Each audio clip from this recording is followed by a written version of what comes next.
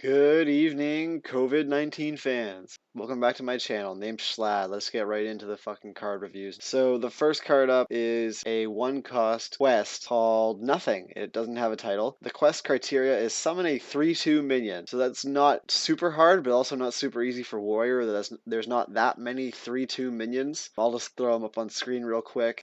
The reward is fill your board with Millhouse Mana Storm. Normally I don't read the comments because I want to form my own opinion, but for this one I opened it up and I saw the comment because it was the top one. Salad48 points out, it doesn't say multiple, it's just one chunky Millhouse the size of the entire board, which is pretty fucking scary. Instead of getting 6/4/4s, it ends up filling your entire board with a single very wide Millhouse. So each individual slot on the board has a millhouse in it that forms one super millhouse. You have to kill each one at once because, as we all know, kill one millhouse, another one will take its place. So for the board-filled millhouse mana storm, you have to cast something like Flame Strike to kill each one at once. So when this attacks, it attacks as one millhouse unit, and it has 4 attack for each board slot it occupies. So 4 times 7 is 28. So each attack is 28 damage, which is pretty darn good. So that being said, I give this a McDonald's Happy Meal out of 10 in terms of flavor. And for balance, I give this a just you wait until I get to 10 mana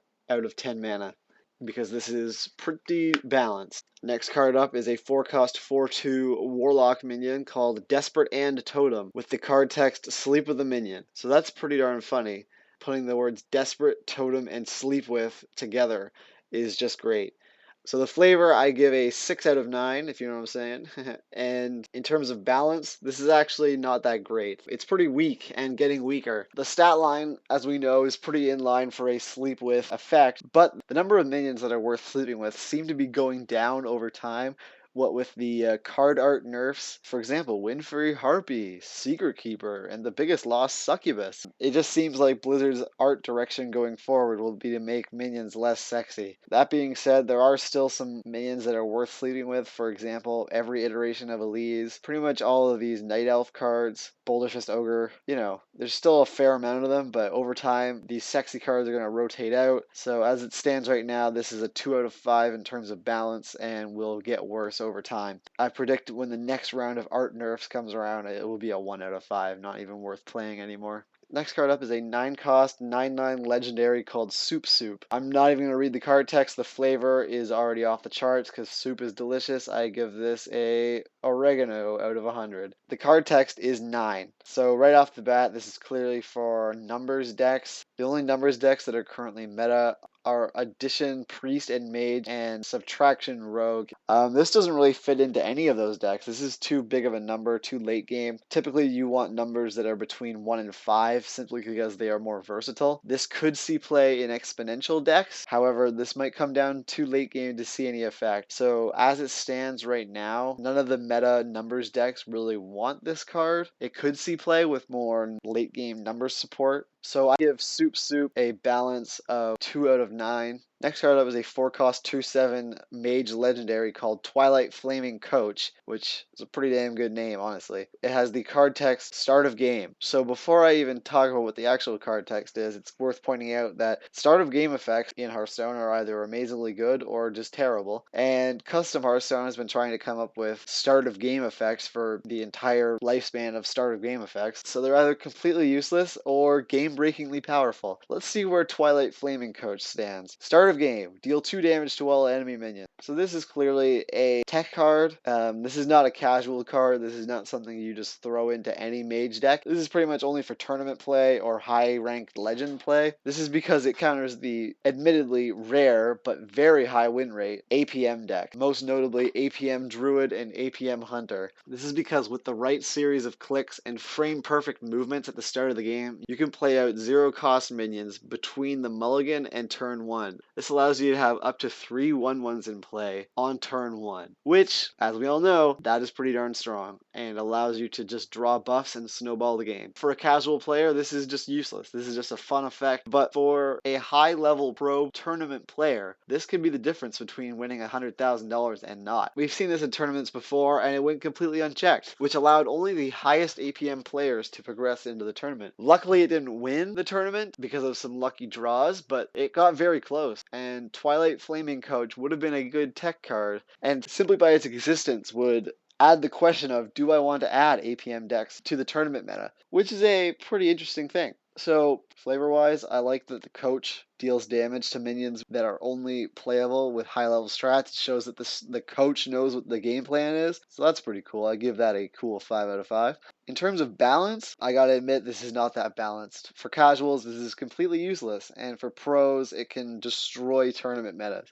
I will admit that this is a necessary tech card, but it is not balanced. Twilight Flaming Coach, 2 out of 7, same as its stat line. It's not that balanced, but it is a necessary evil. Next card up is Dragon Master, a 5-cost 2/1 neutral card. Not a dragon, by the way. Terrible stat line, definitely compensating for his powerful Battlecry, which is Discover a Murloc. Right off the bat, the flavor is off the charts. You might be thinking, wait, why is this called Dragon Master? It's not a dragon, and it's Discover a Murloc. That's because he's already mastered dragons. He's moving on to Murlocs, which is the next step in becoming a menagerie master. Next card from the next expansion, I'm sure, will be called Dragon and Murloc Master, and it will be Discover a Beast, and then he will become the ultimate master of all 3 tribes of minions. Obviously, it's understated for its effect, because the effect is so damn strong. You could discover a Murloc Tinyfin, which is an unkillable minion.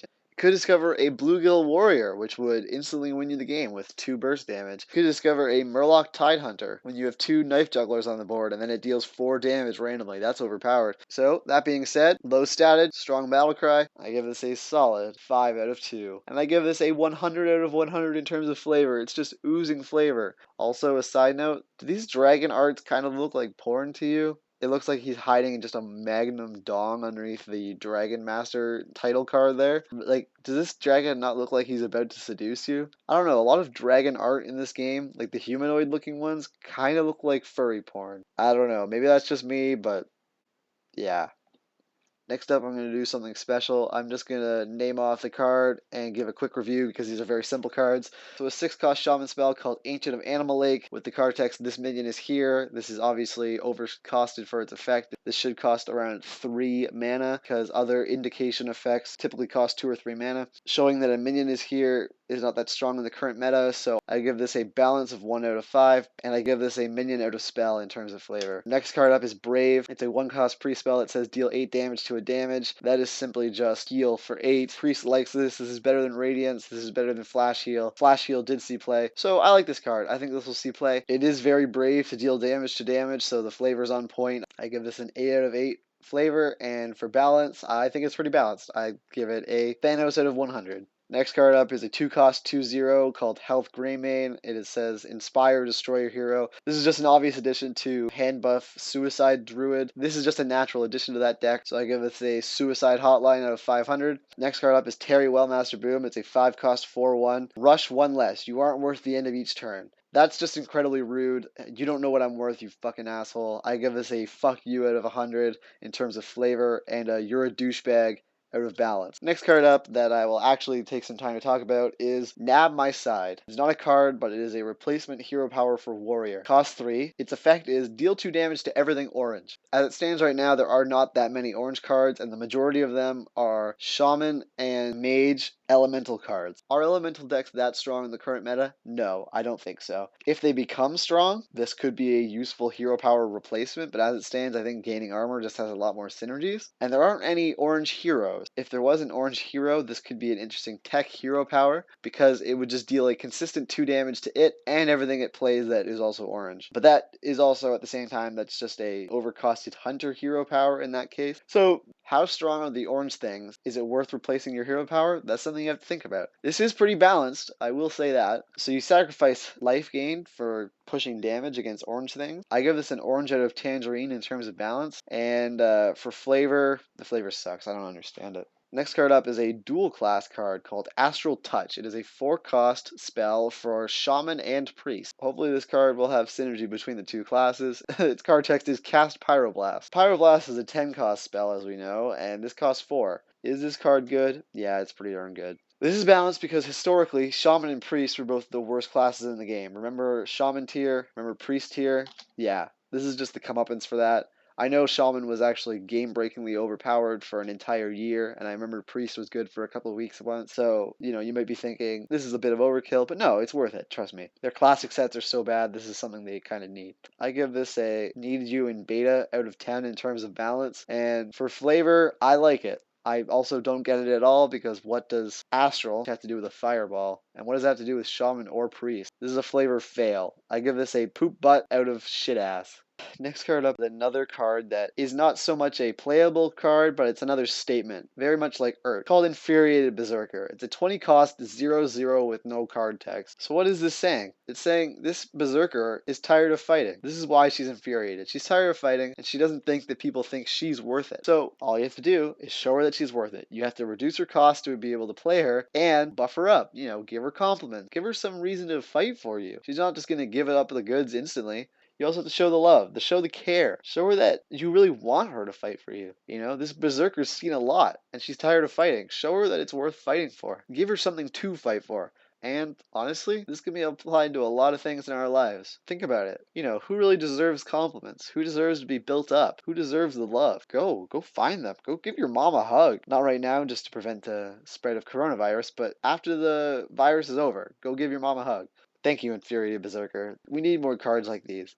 Balanced, I give this a 200 out of 20, and in terms of balance, this sucks ass. I give this a 0 out of 100. It sucks. Next card up is a 0 cost 2/2 called Rockfist, which, right off the bat, that is fucking cool. With Battlecry, if enemy warrior, destroy your deck. Flavor, off the charts. The Rockfist does not want to fight warriors, so it blows up your deck. That's a 10 out of 10. So, let's actually talk about the balance of this card. It's a 0 cost 2/2 against 8 out of the 9, well, I guess 9 out of the now 10 classes, and that's pretty good. This is just an overstated Wisp. No one plays Wisp, but if it had +1/+1, they might. Against every class except Warrior, I give this a 2 out of 2. Against Warrior, this is just a whole new ballgame. This really helps out decks that want to destroy the remainders of their decks to activate overpowered effects. For example, Mechathune decks, Chef Nomi decks, Academic Espionage decks even. Any deck that runs Archivist Elysiana. And this hard counters Bomb Warrior, because after they fill your deck with Bomb, then you destroy your deck, and then you can replace your deck with something, or,